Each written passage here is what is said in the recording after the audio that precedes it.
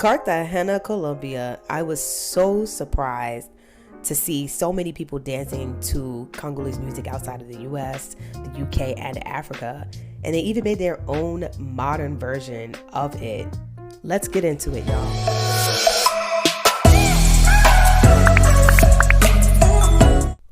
When I visited Colombia, it opened my eyes to a culture I've never seen before. I've never seen the people outside of Africa so into Afro dance and even creating a musical subgenre of it, Champeta. Champeta can be heard all over Cartagena, Colombia. Firstly, I went to Cartagena, Colombia on a documentary trip by Sacred Pack. Yes, y'all, I am in a documentary that will be coming out October 2021. I am beyond excited and so grateful for Sacred Pack because without them, I honestly wouldn't have experienced Cartagena, Colombia. Now back to Colombia. I wanted to learn about Afro-Colombian culture and dance.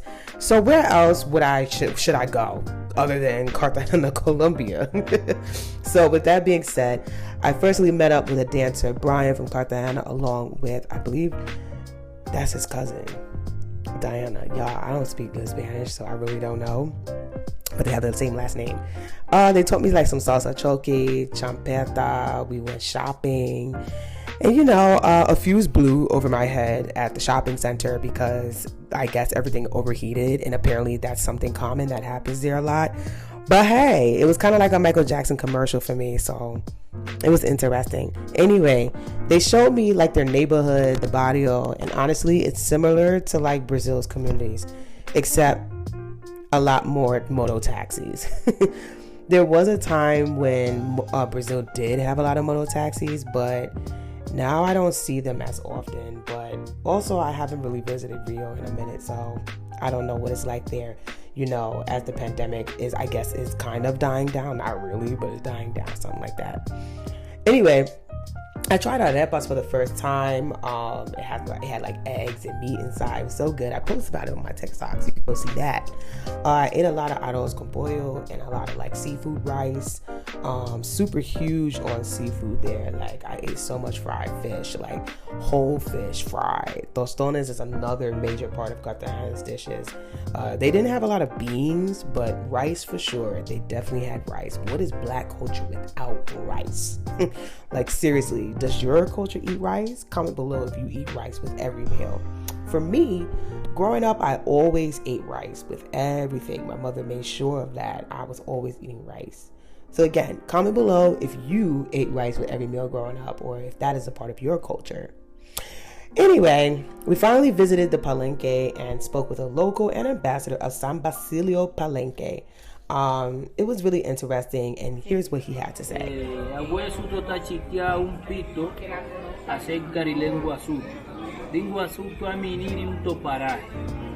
Paraje we madre suto pasuto ripalengue hacenda sina we que ahora ya está chitia un pinindingo andicateano Luis chitia ahue. De igual manera ahí le dije que ahora vamos a hablar un poquito de nuestra lengua materna. Nuestra lengua materna viene de raíces africanas de nuestra madre África. Wow. Porque todos los palenqueros descendemos y dependemos de nuestra madre África.